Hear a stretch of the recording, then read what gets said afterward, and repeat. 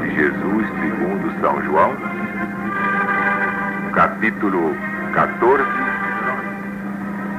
versículos 6 a 12. E vi outro anjo voar pelo meio do céu, e tinha o Evangelho eterno para o proclamar aos que habitam a terra e a toda a nação, e tribo, e língua, e povo, dizendo com grande voz: temei a Deus e dai-lhe glória, porque vinda é a hora do seu julgamento. E adorai aquele que fez o céu, e a terra, e o mar, e as fontes das águas. E outro anjo seguiu dizendo: caiu Babilônia, aquela grande cidade, que a todas as nações deu a beber do vinho da ira da sua prostituição. E os seguiu o terceiro anjo, dizendo com grande voz: se alguém adorar a besta e a sua imagem, e receber o sinal na sua testa ou na sua mão, também o tal beberá do vinho da ira de Deus, que se deitou, não misturado, no cálice da sua ira, e será atormentado com fogo e enxofre diante dos santos anjos e diante do Cordeiro de Deus. E o fumo do seu tormento sobe para todo sempre, e não tem repouso nem de dia nem de noite os que adoram a besta e a sua imagem, e aquele que receber o sinal do seu nome. Aqui está a paciência dos santos. Aqui estão os que guardam os mandamentos de Deus e a fé do Cristo Jesus. É a primeira mensagem. Outra cena, outra cadeia de acontecimentos proféticos é apresentada nestes versículos. Sabemos que assim é, porque os versículos precedentes deste capítulo descrevem um grupo dos remidos no estado imortal. Uma cena que constitui uma parte da cadeia profética. Começa com o primeiro versículo do capítulo 12 e com a qual termina essa cadeia de acontecimentos. Porque nenhuma profecia vai além do estado imortal. E sempre que numa série de profecias somos levados até o fim do mundo, sabemos que a série termina exatamente aí. E o que a seguir é apresentado pertence a uma nova série de acontecimentos. O Apocalipse, em particular, é composto destas séries de cadeias proféticas independentes, como já foi apresentado, de cujo fato, antes deste, tivemos já vários exemplos. As mensagens descritas nestes versículos são conhecidas como as mensagens dos três anjos do Apocalipse 14. Estamos justificados em lhes aplicar os ordinais de primeira, segunda e terceira pela própria profecia, porque o último é distintamente chamado o terceiro anjo, de onde se conclui que o precedente era o segundo anjo e o anterior a este, o primeiro anjo. Estes anjos são evidentemente simbólicos, porque a obra que lhes é atribuída é a de pregar o Evangelho eterno ao povo. Mas a pregação do Evangelho não foi confiada a anjos literais. foi confiada a homens que são responsáveis por este sagrado depósito colocado em suas mãos pela misericórdia do Cristo. Cada um destes 3 anjos simboliza, portanto, um corpo de ensinadores religiosos com a missão de tornar conhecidos aos outros homens as verdades especiais que constituem, respectivamente, a responsabilidade destas mensagens. Mas, além disso, devemos considerar que anjos, literalmente, estão vivamente interessados na obra de evangelização dos homens. São enviados para ministrar em favor daqueles que hão de herdar a salvação. E como a ordem em todos os movimentos e planos do mundo celeste, não é mero produto da fantasia supor que um anjo mesmo tenha o cargo e a supervisão da obra de cada mensagem. Basta confrontar este Apocalipse, capítulo 1, versículo 1, capítulo 22, versículo 16, e São Paulo aos Hebreus, capítulo 1, versículo 14. Um anjo quer dizer um espírito de luz, um daqueles que já se identificaram com o Cristo de Deus, como o próprio Jesus pôde e poderá sempre dizer: eu e Deus somos um. Nestes símbolos vemos o flagrante contraste que a Bíblia estabelece entre as coisas celestiais e as coisas terrestres. Sempre que é preciso representar governos terrenos daqui debaixo da terra, até os melhores dentre eles, notem bem, o símbolo mais apropriado que se pode encontrar é um cruel, um voraz animal selvagem. Vejam bem se não é verdade. Mas quando é necessário apresentar a obra de Deus, um anjo revestido de beleza, cingido de poder, é escolhido para simbolizá-la. A importância da obra apresentada nos últimos versículos citados será evidente para quantos queiram estudá-los com atenção. Sempre que estas mensagens são devidas e proclamadas, devem, pela própria natureza das coisas, constituir o grande tema de interesse para esta geração. Não queremos dizer que as grandes massas da humanidade, que então vive, lhes preste atenção, porque em cada época do mundo, a verdade presente para esse tempo tem sido geralmente desprezada. Mas constituem o tema a que as pessoas prestarão mais viva atenção se estiverem dispersas para o que diz respeito aos seus mais altos e sagrados interesses. Quando Deus manda aos seus ministros que anunciem ao mundo que é vinda a hora do seu julgamento, do seu juízo,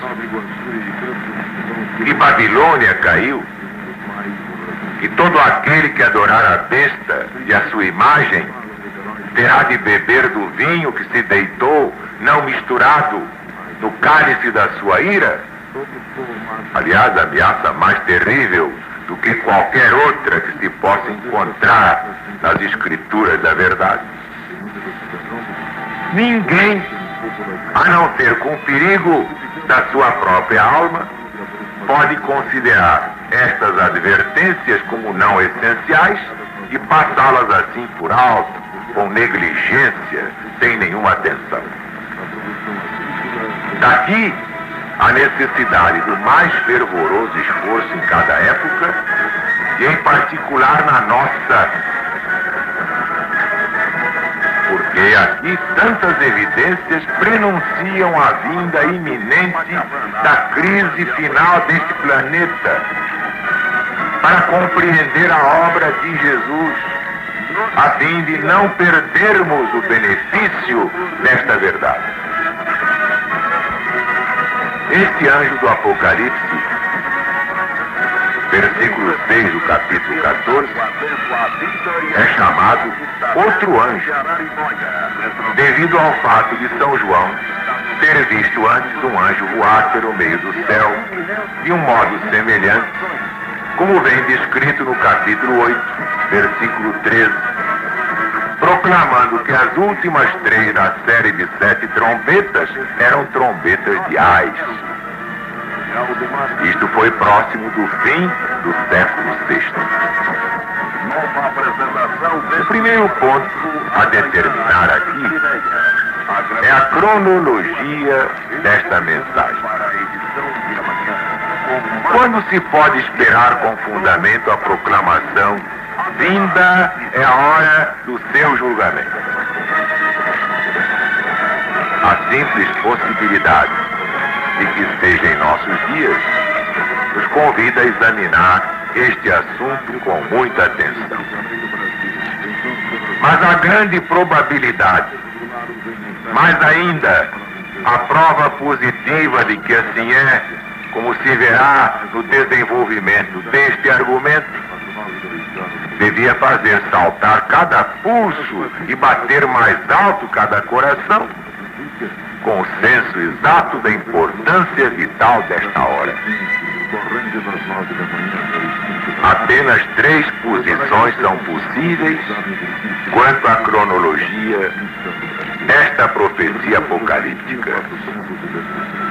E como é de esperar, todas elas são tomadas por diferentes expositores.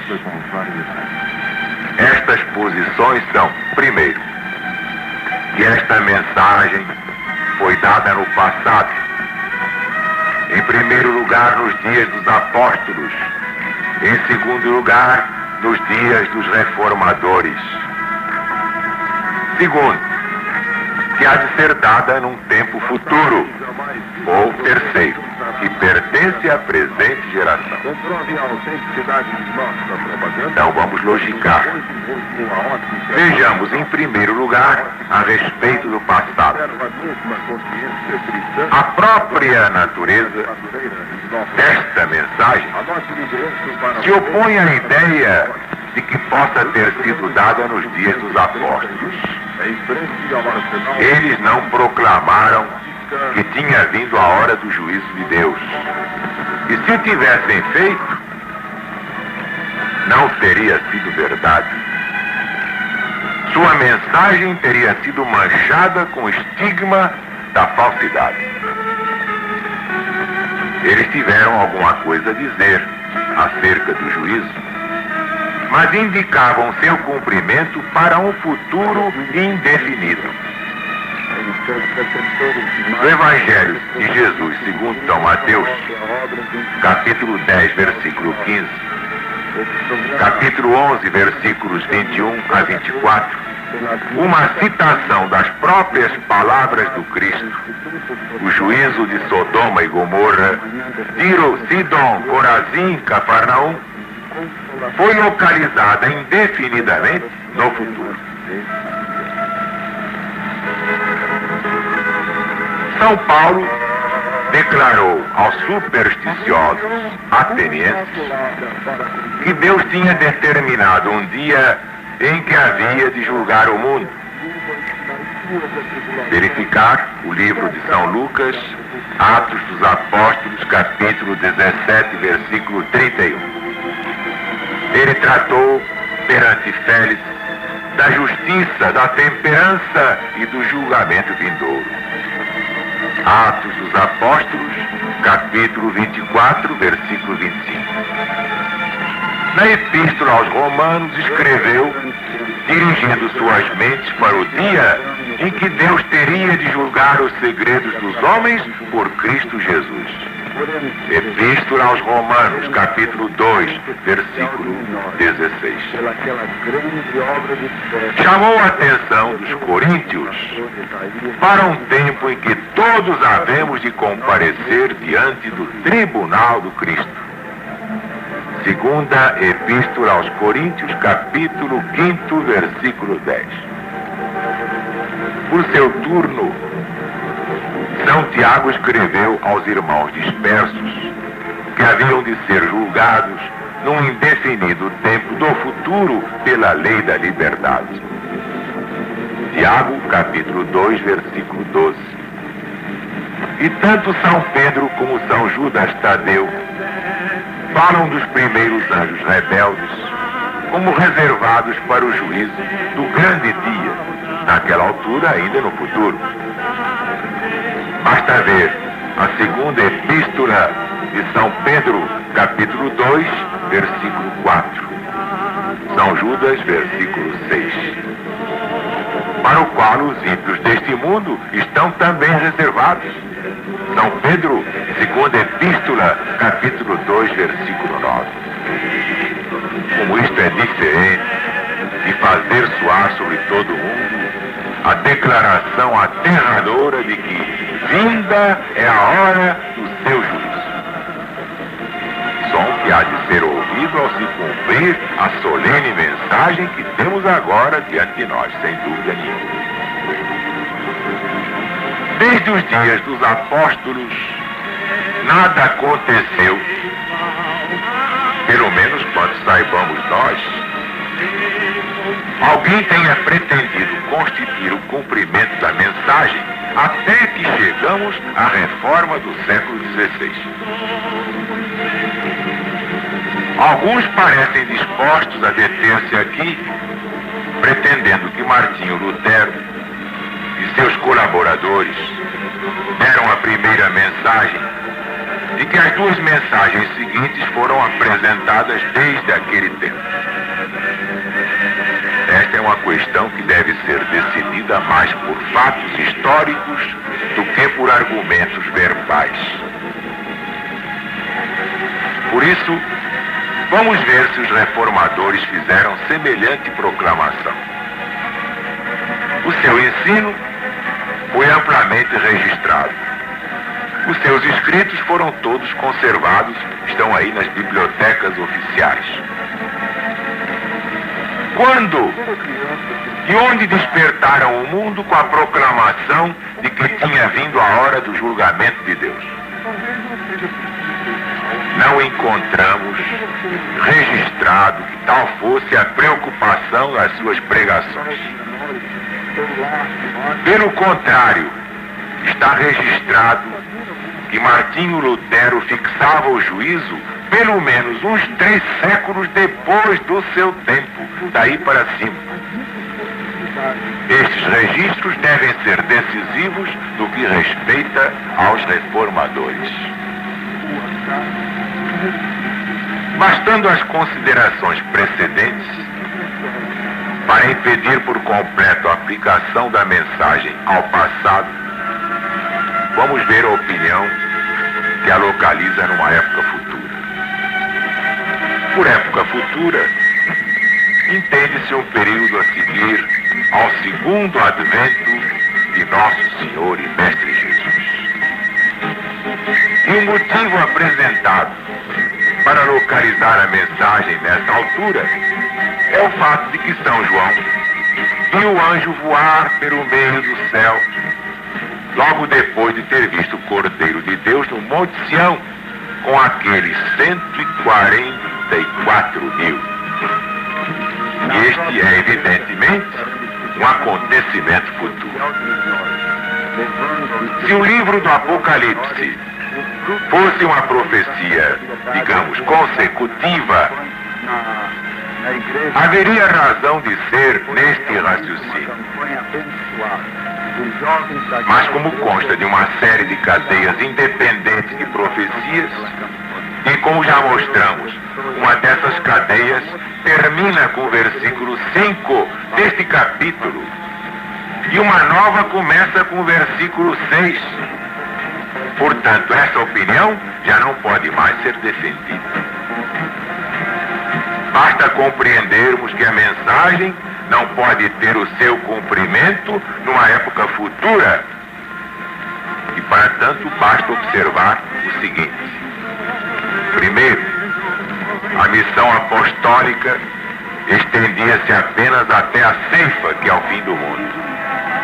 Portanto, se este anjo, com o Evangelho eterno, vem depois deste acontecimento, prega outro Evangelho, então sujeita-se ao anátema do apóstolo Paulo, aos Gálatas, capítulo 1, versículo 8.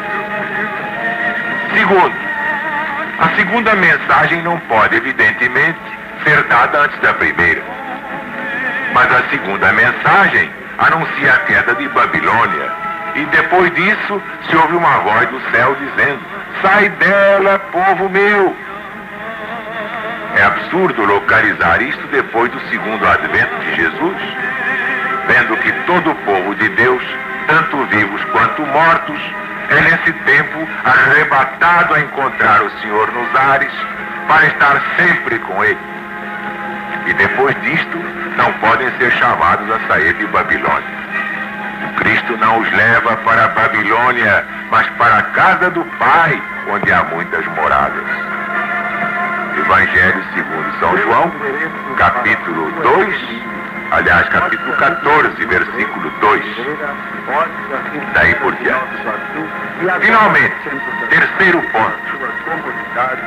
Um relance para a mensagem do terceiro anjo, que se deve localizar uma época futura. No caso de a primeira também o ser, mostra ainda mais claramente o absurdo desta opinião. Esta mensagem adverte contra a adoração da besta, que se refere sem dúvida ao papado. Mas a besta papal é destruída e é entregue às chamas devoradoras quando Cristo vem. Livro do profeta Daniel, capítulo 7, versículo 11. Segunda epístola de São Paulo aos Tessalonicenses, capítulo 2, versículo 8. Vai para o lago de fogo para não mais perturbar os santos do Altíssimo. Neste mesmo Apocalipse, capítulo 19, versículo 20. Para que defender o absurdo de localizar uma mensagem contra a adoração da besta, num tempo em que a besta cessou de existir e o seu culto é, portanto, impossível? Portanto, meus amigos, meus irmãos, já tivemos para hoje matéria de muita profundidade espiritual. Meditem. Peçam a Deus aquela intuição que descobre todos esses segredos, porque isto é dado àqueles que realmente amam seu Senhor. Só verá a Deus quem for sábio e santo. Deus não gosta de santo burro. O santo deve ser inteligente, culto, integrado na sua própria sabedoria. Que a paz de Deus esteja com todos, agora e sempre, e viva Jesus.